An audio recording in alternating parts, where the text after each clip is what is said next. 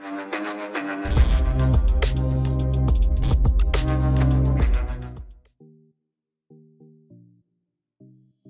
बच्चों, NEET exam की date आ चुकी है 12 सितंबर 2021। यानी आज जब मैं ये वीडियो रिकॉर्ड कर रहा हूँ लगभग 55 दिन का समय बचा हुआ है। साल भर आप लोगों ने बहुत सारी पढ़ाई की होगी या हो सकता है बहुत सारी पढ़ाई नहीं की हो। पैंडेमिक की वजह से थोड़ा ज़्यादा समय मिल गया पढ़ने का और अनफॉर्चुनेटली इस बीच में कुछ लोगों की पढ़ाई नहीं भी हो पाई होगी। तो पढ़ाई हुई नहीं हुई, अब तो समय आ चुका है एग्ज़ाम का, तो तैयार हो जाते हैं और डिस्कस करते हैं कि अब से लेकर आगे के जो दिन बचे हुए हैं उसमें आपकी क्या स्ट्रेटजी रहनी चाहिए। अब स्कोर टीम की तरफ से मैं बायोलॉजी सब्जेक्ट के बारे में डिस्कशन करूंगा। तो जैसा कि आपको पता है कि बायो में टोटल 90 क्वेश्चंस आते हैं। इस बार पैटर्न चेंज हुआ है, 10 क्वेश्चन और मिलेंगे, लेकिन ये ऑप्शनल होंगे। ओवरऑल फिर भी 90 क्वेश्चन ही करने हैं। टोटल मार्क्स फिर भी 360 हैं। अच्छा कॉलेज पाने के लिए जिस तरीके से पैटर्न लगातार चेंज हो रहा है, कंपटीशन लगातार बढ़ रहा है, 330 प्लस मार्क्स यानी लगभग 85 क्वेश्चंस आपको करेक्ट करने पड़ेंगे। तो 85 क्वेश्चंस करेक्ट करने के लिए क्या स्ट्रेटजी होनी चाहिए, इसी बारे में हम लोग डिस्कस करेंगे।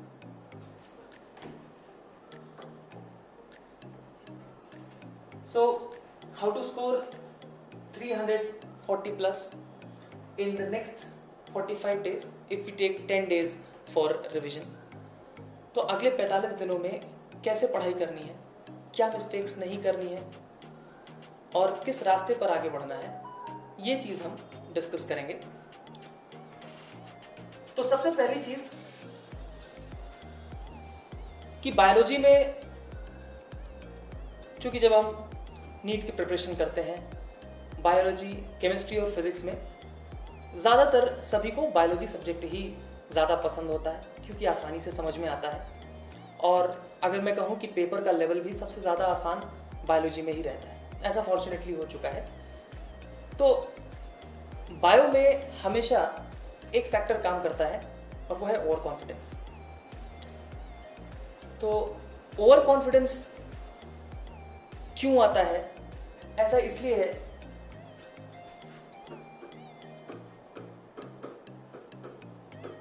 क्योंकि एनसीईआरटी का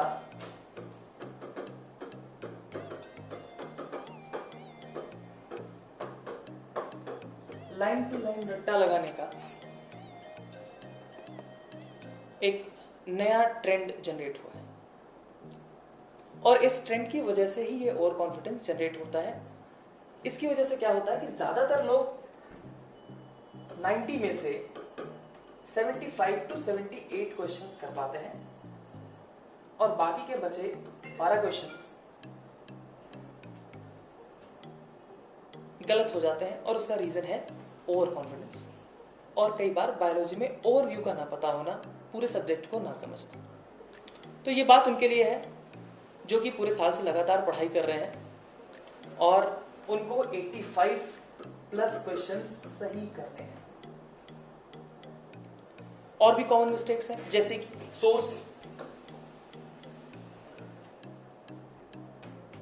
सोर्स ये सारे नहीं लेने हैं।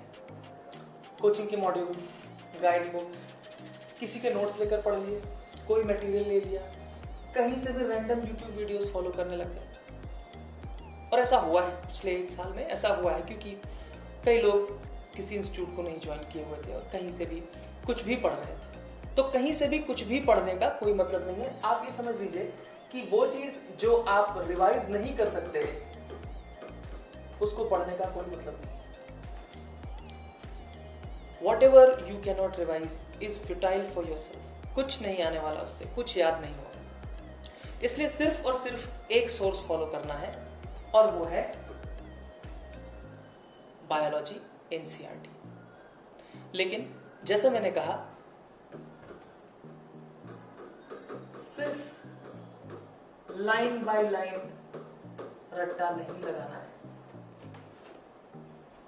सिर्फ लाइन बाय लाइन रट्टा लगाने से आप वहीं तक पहुंचेंगे जहां तक मैंने आपको बताया। पढ़िए और चीजों को समझने की भी कोशिश करिए। ये एक कॉमन मिस्टेक होती है जो मैंने आपको बताई, ठीक है। इसके अलावा भी मिस्टेक होती है, तो सोर्स जो है वो एनसीईआरटी बायोलॉजी ही रखना है, लेकिन समझ कर पढ़ना है। इंपॉर्टेंट टॉपिक्स की तरफ बढ़े हम लोग। इससे पहले और भी मैं कुछ कॉमन मिस्टेक्स आपको बताऊं, जैसे कि एक तो सोर्स की मिस्टेक हम लोग करते ही हैं। इसके अलावा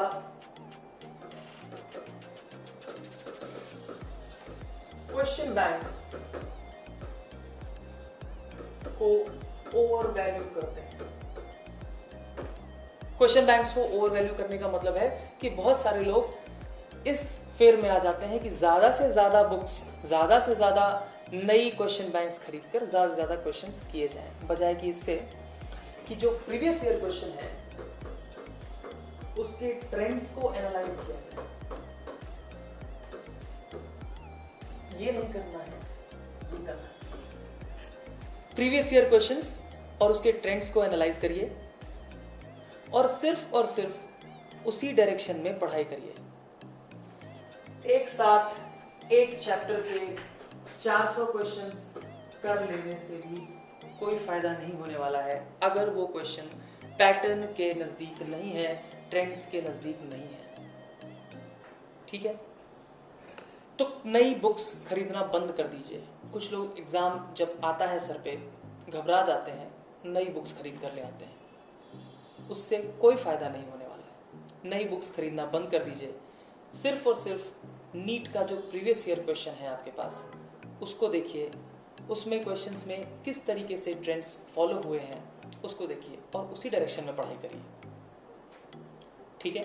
और जब आप इसको पढ़ेंगे, जब आप प्रीवियस ईयर क्वेश्चंस को देखेंगे, तब आप मेरी बात को ज्यादा बेहतर तरीके से समझ पाएंगे कि लाइन बाय लाइन रट्टा नहीं लगाने का क्या मतलब है, ठीक है, या सिर्फ लाइन बाय लाइन रट्टा नहीं लगाने का क्या मतलब है। ऑफ कोर्स याद तो करना ही है आपको, ठीक है। चलिए आगे बढ़ते हैं।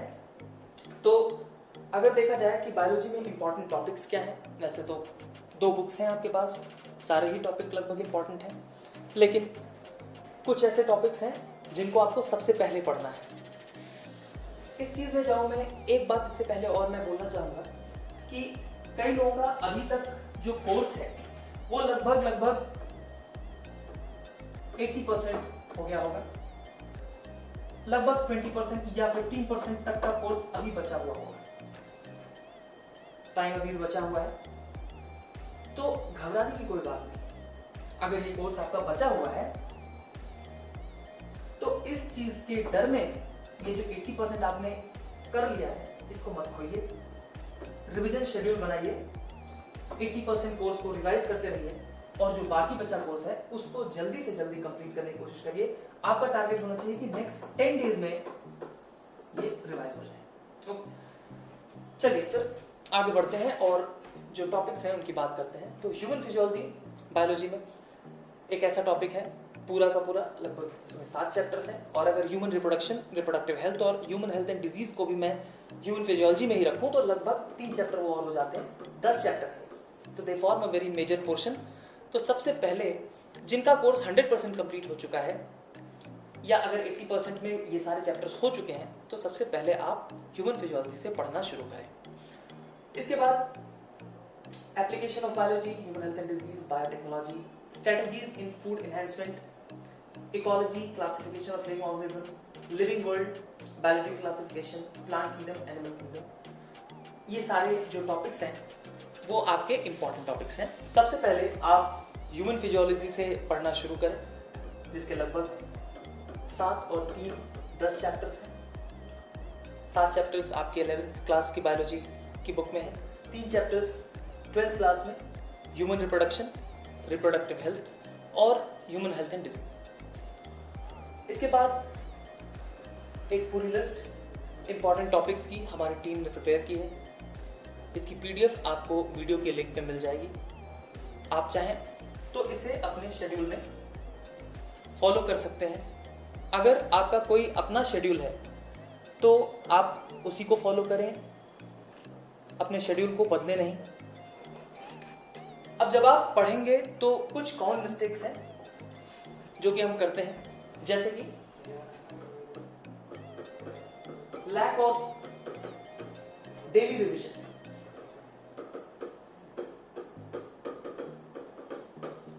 जो कुछ भी पढ़ना है अगले 24 घंटे से पहले उसको रिवाइज कर लेना है, तभी वो आपको याद होगा। जो कुछ भी आप रिवाइज नहीं कर पाएंगे वो आपको याद नहीं रहेगा। इस बात को आप अपने मन में बिठा लीजिए। दूसरी चीज,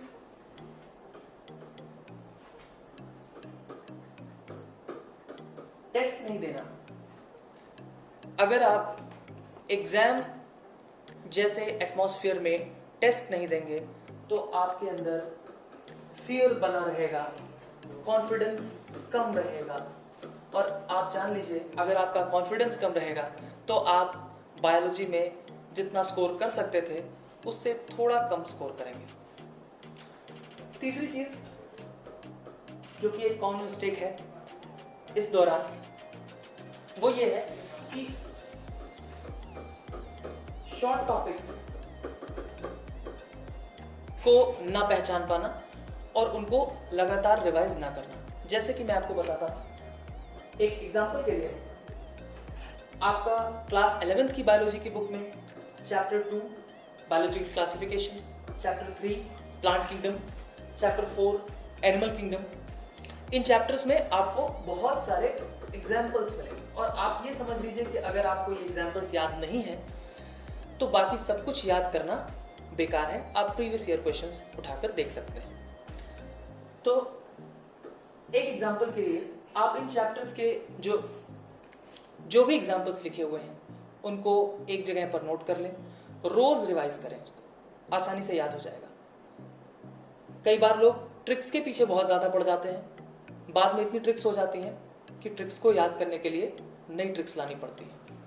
ठीक है, तो सबसे बेहतर तरीका मैं बता रहा हूं। बाकी आप अगर आप ट्रिक्स से ही याद करते हैं, आपको वही ठीक लगता है तो वेल एंड गुड है। अदरवाइज आप सिर्फ एग्जाम्पल्स को नोट कर लीजिए, रोज रिवाइज करिए। आपको 5 से 6 दिन के अंदर सब कुछ अपने रिफ्लेक्स में आता हुआ दिखाई देगा। इसी तरीके से और भी चीजें हैं, और भी शॉर्ट नोट्स हैं या शॉर्ट टॉपिक्स हैं जो कि हर चैप्टर में आपको मिलेंगे। ठीक है, ओके।